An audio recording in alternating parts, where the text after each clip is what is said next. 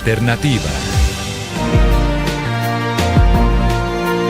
7:19. Felipe, si me permite, voy a dividir este tema en dos grandes aristas, si me permite. Por un lado, lo que nos interesa a todos los colombianos con urgencia, y es si habrá o no racionamiento de energía, si habrá o no desabastecimiento. El ministro dice que no, pero XM hace una advertencia seria. Por un lado eso, y luego, si me permite, al final voy a hacer una nota de pie de página para hablar de la renuncia del director de FENOGE, del señor Pablo Barrera, porque ahí en esa última pregunta hay mucho ruido en torno a cuál es el papel del Clan Torres, financiador de varios de los eventos de campaña de Gustavo Petro, en contratación directa. El señor se fue sin firmar una contratación de 95.000 millones de pesos, que era la última que estaba por adjudicarse. Pero comencemos por el principio. La situación, Luis Ernesto, la situación Aurelio, la situación Paola, que plantea XM en su carta. Y una cosa muy llamativa que ocurre en ese contexto, y es que en una situación como la que plantea XM, ayer en la tarde, desde el despacho del ministro, llamaron a todos los actores del sistema interconectado y de la energía a decirles: no, la reunión que estaba prevista para este lunes se cancela por motivos de agenda del ministro. La pregunta es, pero Ricardo, también nos comentó el ministro ¿no implicaría esto una situación para atender la crisis de inmediato y no cancelar que porque lo convocan a un consejo de ministros que se sabe todo el tiempo que son los lunes en la tarde? Pero nos comentó también el ministro que se reunió el miércoles de Semana Santa con algunos de los integrantes del gremio, especialmente el de termoeléctricas, y yo lo que escuché fue a un ministro que en medio de una situación que no depende de él, que es el fenómeno del Niño, que ha sido muy fuerte, que está golpeando todo el país. Yo veo enfrente al embalse San Rafael y no veo sino cómo baja y realmente es preocupante. Usted pues ha tomado todas las Rafael. medidas que puede tomar en una situación de esta naturaleza. Prepara que en caso de llegar a un punto crítico, las termoeléctricas, que no es deseable, puedan activarse. También las medidas que toma con el vecino país, el trabajo que está haciendo, digamos, más allá de eso, pues me parece que el Estado no puede hacer, y en cabeza del rector de la política mineroenergética, que es el ministro de Minas, pues es preparar al país para todos los escenarios, un escenario difícil como el que tenemos ahora, un escenario crítico, y en todos los escenarios, con las preguntas que se le hizo al ministro, pues tenía una respuesta que a mí me dio tranquilidad, le soy sincero, Ricardo, y pues me imagino que la cita de hoy se reagendará cuanto antes, seguramente se reagendará esta misma semana. 7:21. Paola, ¿queda tranquila con las respuestas del ministro de Minas y la carta de XM advirtiendo, ojo, porque estamos en situación de máxima tensión del sistema de interconexión eléctrica? No, ni cinco. Yo no me acuerdo de haber visto recientemente una carta así de dura y así de clara, con los puntos sobre las IES y con el nivel de los embalses tal y como lo estamos viendo. Es que usted comienza a ver los niveles de los que habla XM en esa carta de los principales embalses del país, y usted dice, pero ¿cómo así que el Guavio está en el 5%? El 5%, Ricardo. Río Grande 2 en el 7% del nivel. Miraflores en el 17%. El Quimbo está en el 19%. Esmeralda en el 18%. Chuza en el 16%. Es decir, son todos en unos niveles bajísimos. Bueno, el Peñol en el 35%. Topocoro en el 19.3%, que eso es parte de Sogamoso. Entonces dice uno, pero la cosa está crítica, no nos llovió en Semana Santa. Yo hasta donde tengo memoria, todos los jueves y Viernes Santo llovía, pero por lo menos esta vez estuvo bastante seca en bastantes partes del país. Los embalses siguen bajando y esos son la columna vertebral de todo el sistema eléctrico. Recuerde usted que el 70% de la energía que se genera en Colombia sale de esos embalses a través de la generación hidroeléctrica. Entonces yo sí creo que estamos en una fase muy preocupante, y me preocupa lo del ministro, y de hecho noto un contraste. Hace unos meses, si usted se acuerda, entrevistamos al presidente Andesco, Camilo Sánchez, que nos decía que el ministro de Minas estaba actuando como pirómano. Esta mañana lo escuché como todo lo contrario, como tratando de bajar los ánimos, la calentura, como dando un parte de tranquilidad. No, eso de XM, pues no, pero ya está todo contenido, no, tampoco hay afán de reunirnos hoy, pues qué importa, y el miércoles pasado nos reunimos, hay consejos de ministros, hay otras cosas que atender, pero no sé si es más bien una estrategia como para tratar de que no se sigan prendiendo las alarmas, pero de todas maneras yo pues XM es el operador del mercado, es el que tiene la sartén por el mango, el que tiene la información día a día, segundo a segundo, de lo que se está gastando y de cómo están los envases. Y 13 advertencias que dicen, 13 medidas que dicen, hay que tomarlas ya. Es que no es que diga que de pronto, que tal vez, que por si acaso. No, lo que sugiere que XM es empezar ahora sí a tomar el toro por los cuernos y ahorrar energía, no venderle más electricidad al Ecuador, a tener campañas por todo el país, a que la gente haga teletrabajo y de ahí en adelante pues a seguirle haciendo seguimiento, por supuesto, a los embalses. No, yo no quedo ni 5 tranquila, Ricardo, la verdad. 7:24 minutos, Aurelio. Sí. Hay noticia en lo que nos dice el ministro, y es que hoy saldrá una directiva presidencial, muy seguramente, Aurelio, anunciando medidas como trabajo en casa, teletrabajo, para una parte importante de los funcionarios del Estado. Eso es lo que yo le entiendo al ministro. No sé si sea suficiente, sí, pero es de lo que nos dice el ministro Andrés Camacho hace minutos. Pongámosle números al problema. ¿Qué es lo que dice XM? XM dice: Colombia está produciendo en este momento, para entregar a la demanda, para entregar al consumo de energía, 89 gigavatios hora por día. Y necesitamos por lo menos 110 gigavatios hora por día. Eso es lo que está diciendo XM. Es decir, si hacemos cuentas, Ricardo, nos están faltando 21 gigavatios hora por día para poder equilibrar demanda con oferta. Entonces, las medidas que sugiere XM, ¿cuáles son? Por un lado, pues tratar de aumentar la oferta, y de hecho dice, a lo primero que hay que echarle mano es a lo que se está exportando en energía eléctrica para Ecuador, para ir subiendo, y por el otro lado, disminuir esa diferencia entre la oferta y la demanda. Y entonces vienen las demás medidas de, acuérdese, usted se acuerda de las de Santos con el agua, bañarse más cortico y no sé qué cosas, y bueno, entonces estas son de esa misma autor. Entonces no prendan muchas luces, váyanse a trabajar, pero aquí yo creo que el problema principal es cómo aumentar la oferta. Si Colombia no logra aumentar la oferta a 110 gigavatios hora día, el país se verá abocado a un apagón. Esa es la realidad. Hoy está produciendo 89. ¿De dónde la saca? Pues tiene una gran dificultad con las hidroeléctricas, las tiene que sacar de las térmicas, las tiene que sacar de las distintas fondos, digamos, donde está proponiendo XM, pero aprendas esos números. De 89 tenemos que pasar a 110. Y escuchó si lo que está pasando con las térmicas, ¿no? Bueno, están entregando, sí, claro, mucho menos de lo que espera el sistema. Y además tiene una provisión de gas que yo diría hoy puede ser segura, pero no deja de tener un elemento de incertidumbre. Luego aprendámonos la cifra, Ricardo. Hay que pasar de 89 a 110. Si eso no se logra hacer, apagón tenemos, no hay ninguna duda. Ricardo, hace 30 años Colombia, que pasó el apagón, creó una cantidad de instituciones y mecanismos para enfrentar esta situación, y eso es lo que ha tenido el país prendido. Todo, desde los cotización en bolsa, donde se suben los precios, pero bueno, hay energía, desde la plata que se le entrega a las termos para que estén preparadas, todo tipo de mecanismos, tan eficientes que los ciudadanos están pagando unas tarifas altísimas, porque ese es el mecanismo, generar estímulos económicos para que haya energía. Pero desde hace rato, como decía Aurelio, se sabe que, no ahorita, hace más de 5 años, o casi 10, se sabe que los niveles de oferta de energía son inferiores para el crecimiento de la economía y del país, y por eso la estrategia había sido energías limpias. Y en el papel hay una cantidad de proyectos lindísimos para aumentar rápidamente la producción de energía, pero en la práctica ha sido muy difícil de lograr. No es tan Entonces fácil. Lo increíble es que la salida ni siquiera es más ACPM y más carbón contaminante, sino energías limpias. Ahí es donde hay que poner los esfuerzos. Lo que pasa es que para el corto plazo pues ya no fue. Exactamente, 7:28. Mire, María Consuelo, ha aumentado en 8.31% la demanda de energía eléctrica en el 2024 frente al 2023. Ese dato no es menor, porque ese dato es parte de la situación que hoy estamos afrontando. Claro, y eso tiene que ver con las altas temperaturas, como señalaba el ministro. La gente necesita ventiladores, necesita el aire acondicionado, ya no como un lujo, sino como una medida para poder tener un mínimo bienestar en los climas en donde realmente la cosa se está poniendo muy agobiante para la gente por el calor. Pero todo termina en lo mismo, porque recordemos que para que las térmicas se puedan prender es o carbón o gas.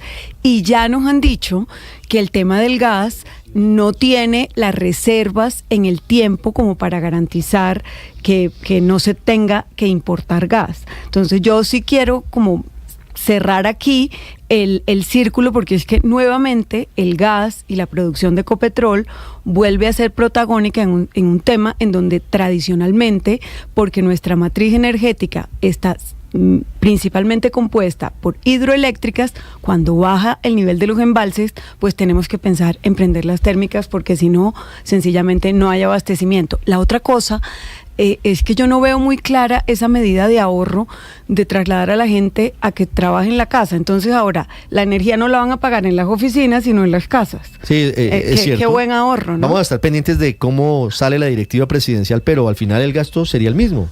Claro, solo que por cuenta de los particulares. El bolsillo de los trabajadores estatales asumiría el costo de la energía que gasten para trabajar desde sus casas. Desde sus casas, no lo veo muy claro. Veremos qué dice la directiva presidencial, que anuncia aquí en Mañanas Blue el ministro de Minas y Energía.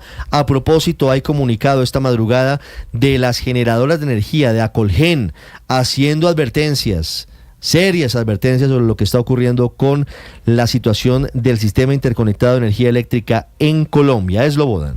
Ricardo, muy buenos días. Pues Acolgen, que es la Asociación Colombiana de Generadores de Energía Eléctrica, recoge las preocupaciones esta mañana dadas a conocer en las últimas horas por la firma XM encargada de operar el sistema interconectado nacional, que mide, como sabemos, el nivel de los embalses y que ya llegó al 31.5% a fecha de 31 de marzo.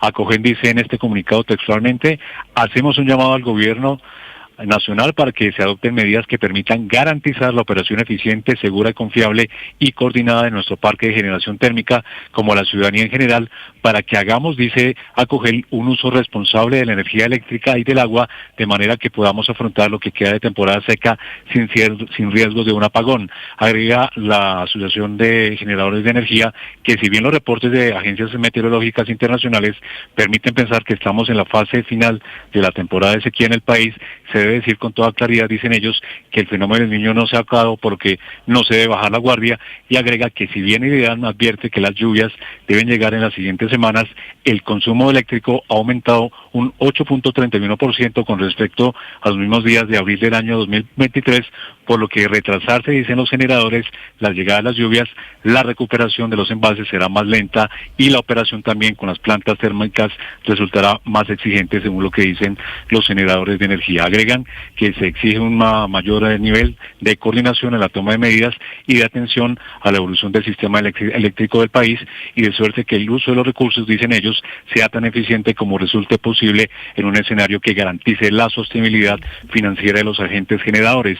También habla sobre la exportación de energía a Ecuador, que según Acolgen ha superado el 3% de la demanda, que son 7 gigavatios por hora en algunos días, y recuerda que el 30 de abril vence la normatividad expedida por el Ministerio de Minas y Energía, que permite vender cantidades con el combustible más eficiente que no se necesitará para atender la demanda nacional, pero sin embargo le piden al gobierno nacional que dentro de esa resolución expedida para consulta se revise los mecanismos de habilitación de exportaciones, de manera que se asegure el suministro de energía en Colombia, tal como lo propuso XM en su comunicado, hablando de la restricción de la venta de electricidad de Ecuador para priorizar el abastecimiento interno. Y señala Acolgen finalmente que es fundamental tomar las medidas y desarrollar un trabajo conjunto para evitar que cualquier planta quede disponible por bloqueos o situaciones similares, ya que en esta coyuntura todas las plantas son claves para atender a los usuarios, independientemente de la tecnología o la fuente de generación que exista en el país, Ricardo. Eslobodan, gracias. La otra parte de la historia, la otra noticia que nos da el ministro, es la que tiene que ver con Fenoge. El ministro mete las manos al fuego, dice que no hubo ninguna irregularidad en una serie de contratos, 5 en total, que favorecieron a una empresa Ricardo, en la que está vinculado el clan Torres, el famoso Euclides Torres, el hombre que, al menos que sepamos hasta ahora confirmado, financió el gigantesco evento con la P de Petro en la Plaza de la Paz en el año 2021, que fue el punto de lanzamiento de la campaña de Gustavo Petro a la presidencia de la República, y que luego, mire cómo es la vida, terminó siendo beneficiario de una serie de contratos de paneles solares que usted, don Aurelio, ha venido denunciando. La noticia es que se fue el director de Fenoje, Pablo Barrera, después de que le había anunciado a usted que si él no podía, que si él se daba cuenta de que no era posible reversar ese contrato, que al final él no firma, terminaba yéndose del puesto. Y se fue del puesto. Duró muy pocos días Pablo Barrera en medio de todo esto que deja muchas dudas sobre la manera en la que se están adjudicando esos contratos a una de las firmas en cuyo consorcio está el famoso Clan Torres del departamento del Atlántico. Sí. Ricardo, yo muy pocas veces acostumbro en Blue Radio a mencionar lo que escribo en otros medios, pero por razón de información de los oyentes me veo en la obligación de hacerlo. Yo escribí una columna sobre el tema de la concentración de los contratos en Fenoje para el Clan Torres, por supuesto basado en la muy buena investigación que había hecho La Silla Vacía, encabezada por la periodista Ginette Prieto. Para escribir la columna llamé al doctor Barrera, y en esa conversación el doctor Barrera me hizo dos afirmaciones que vale la pena que el público conozca. La primera afirmación que me hizo el doctor Barrera fue reconocer que él en la entrevista de Blue Radio había incurrido en un error al decir que los 3 contratos que ya tenía andando el Clan Torres en el Fenoje, que no estaban andando. Él me reconoció que había cometido un error. Me lo dijo textualmente: cometí un error porque los 3 contratos sí están funcionando. O sea que esos 3 contratos ya van andando. Pero recuerde una cosa, Ricardo, que uno de los contratos es de interventoría de otro contrato que el Clan Torres está ejecutando. Luego había 2 contratos y el tercero es interventoría de uno de ellos. Y quedaba el gordo, el de los 98.000 millones de pesos, el de los paneles solares en 7 departamentos del Caribe para hogares de estratos 1 y 2.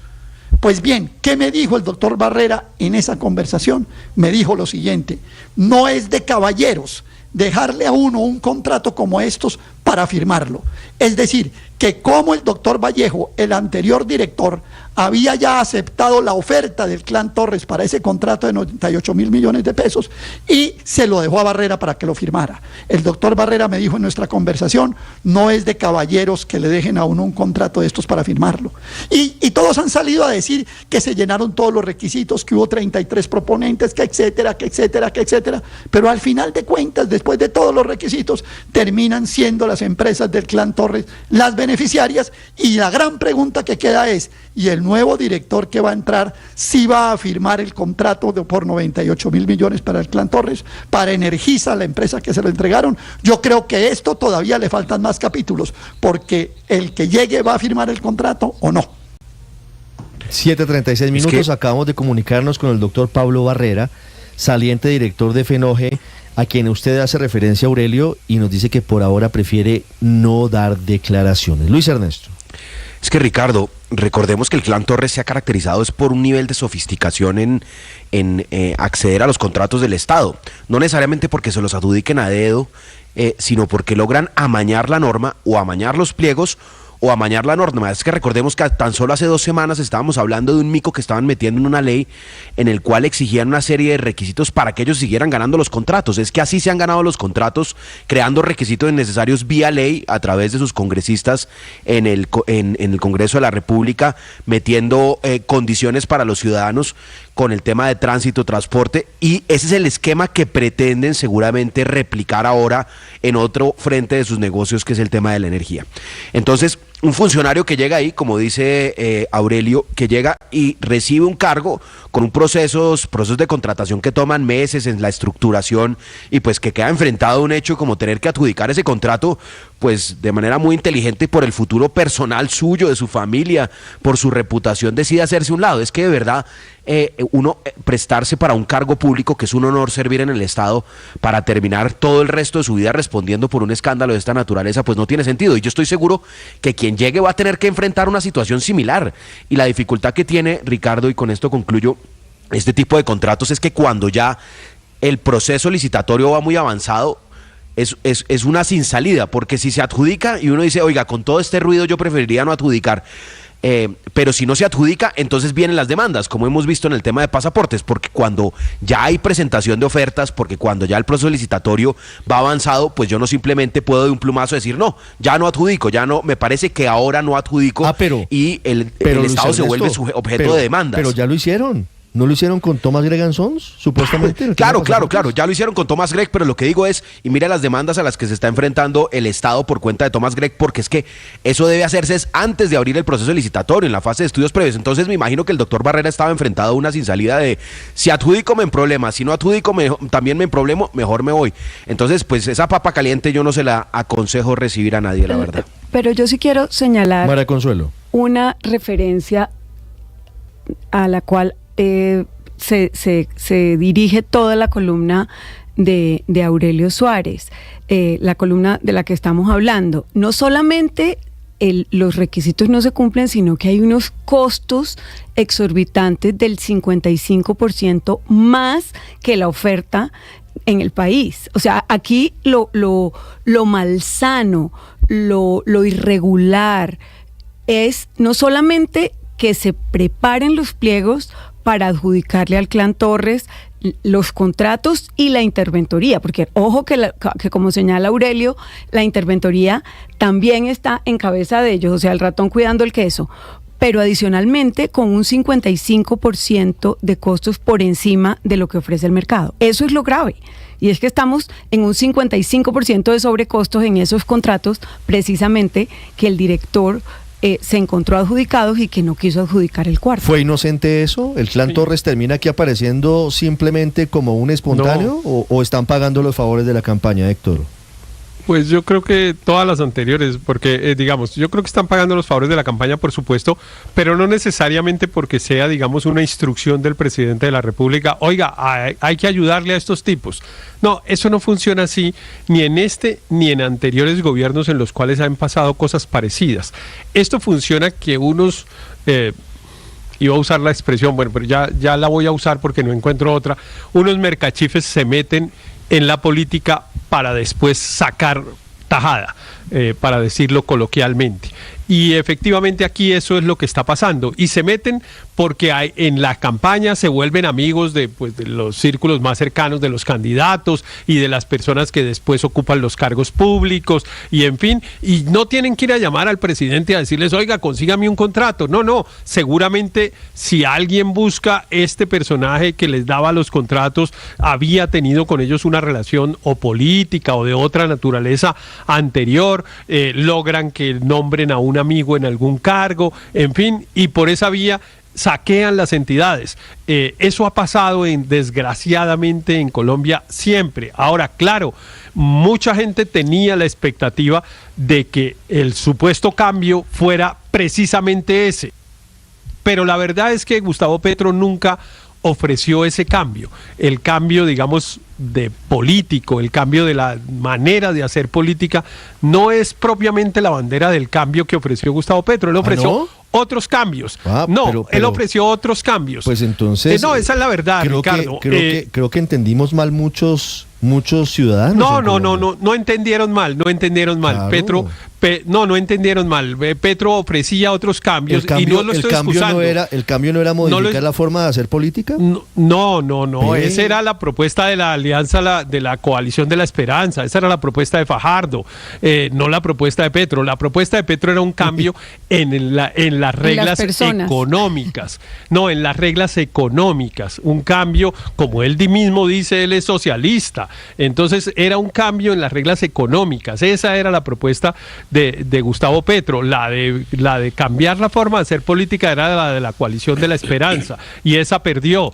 Entonces, en Colombia desgraciadamente este tema de la corrupción está muy metido en nuestra cultura. La gente en muchos casos entiende que cuando llegan a los cargos, cuando se meten a la política, es para enriquecerse y además a sus entornos familiares, a sus entornos barriales, en los municipios, les parece bien que sea así. A los ñoños los recibían prácticamente en hombros en su municipio, a pesar de que las noticias eran que habían saqueado las entidades. Ahí tenemos un tema cultural que no sé bien cómo Sí, vamos a resolver, pero que está... Mi diferencia con Héctor, Felipe, va en dos sentidos. Por un lado, que yo entendía que el cambio que proponía el presidente Petro incluía cambiar las formas tradicionales de hacer política, entre ellas esta de entregar contratos corrupción a cambio de apoyo. Claro, pero pues por lo menos ese era el cambio que ofrecían, claro, pues, entre otras eso cosas. era lo que yo entendía, pero creo que estábamos entendiendo mal, Felipe, según dice Héctor. Pero lo otro que me llama la atención es que muy difícilmente, yo dejo la ventana allí para cualquier tipo de discusión adicional, pero muy difícilmente un grupo político o un grupo económico o una persona es beneficiaria de contrataciones o de prebendas sin que lo conozca directamente la persona que es beneficiaria de los oficios de esas personas. Yo no sé cómo harían posible que los señores del clan Torres tuvieran semejante trato privilegiado que incluso relató Nicolás Petro, el hijo del presidente Petro, ante la justicia, si no hubiese una clara directriz o un claro guiño de quien luego es presidente de la República para que los favorezcan. No encuentro otra lógica distinta, porque es que aquí exculpar por un lado a Juan Manuel Santos y por otro lado a Gustavo Petro, yo no lo encuentro tan posible. Pero sabe, Ricardo, que yo no veo al presidente Petro dando órdenes para favorecer a alguien. No lo veo. Es decir, me cuesta mucho trabajo pensar que el presidente llama al ministro X o Y y le dice, mira, ayúdame con esto. Yo lo veo muy difícil. Yo no veo ese Petro, digamos. Tienen que haber entrados por otros lados. Pero a ver, hasta donde yo recuerdo, Felipe, Laura Sarabia llega al gobierno por cercanía con Armando Benedetti. Por los Torres. Exactamente. Claro. Y Laura Sarabia es la directora del Departamento de la Presidencia de la República, que es la que imparte todas las órdenes, entiendo, de todo en el gobierno. Entonces, pues ahí está muy clara cuál es la conexión del clan Torres con el gobierno nacional. Puede que no haya una instrucción directa, pero puede haber guiños. Puede haber guiños, y eso tendrá que investigarlo la justicia. Pero eso sí, pero o de qué manera, si la señora Sarabia dio o no la orden. Pues claro, pero tampoco lo sabemos. No, por supuesto, pero no, ni más faltaba. Pero entonces, ¿de qué manera terminan siendo los señores Torres tan bendecidos y afortunados en el gobierno? Eso es lo que tiene que averiguar la justicia. Como fueron los ñoños en el gobierno Santos. Y los órganos de control. Bendecidos y afortunados sin ningún tipo de guiño del candidato. Me cuesta trabajo llegar a esa conclusión, pero bueno, será la justicia la que determine, don Aurelio. 7:46 minutos. Sí, Ricardo, una nota sobre política, pacto histórico y Euclides Torres. ¿Quién hizo la lista al Senado con bolígrafo, cerrada? Gustavo Petro, hoy presidente de la República, la del pacto histórico. ¿Quién iba en el renglón número 9? El señor Flores, senador de Euclides Torres, Pedro Flores, dentro del pacto histórico. Pedro Flores dentro del pacto. Correcto. O sea, que aquí sí ha habido una relación, porque aquí el debate es si la relación de los contratos va por un lado y la política por el otro. No, aquí adrede se le metió al señor Flores, que además ha sido ponente de proyectos de ley que favorecen sin duda los desarrollos del SICOP, esa plataforma de la que es Torres dueño para trámites de tránsito y transporte. Entonces, sí hay una conexión de Torres políticamente con el pacto histórico. Es decir, todos los hilos conducen, lo único que nos falta es saber si hubo una llamada, pero de ahí para abajo, todos los hilos de política con Euclides Torres están vinculados. Yo tiendo a creer más en la tesis de María Consuelo. Pues porque el presidente pues da órdenes, pero seguramente las está dando a través de Laura Sarabia. Pues es la que maneja los consejos de gobierno, yo tiendo a creerle más a la agenda del presidente, todo eso absolutamente todo eso tendrán que aclararlo, pero más allá de eso, Felipe, el hecho de que un señor dure 8 días en su puesto porque le quieren imponer que adjudique un contrato por 95 millones de pesos y el señor dice, no, yo aquí no me voy a empapelar, sí deja un mal sabor de boca.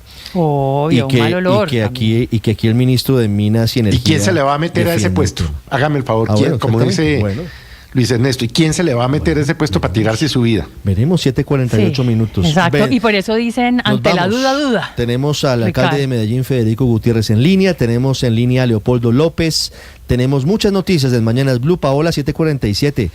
Bendecidos y afortunados, ¿no? Hay muchos contratistas bendecidos y afortunados, de la nada. Sí.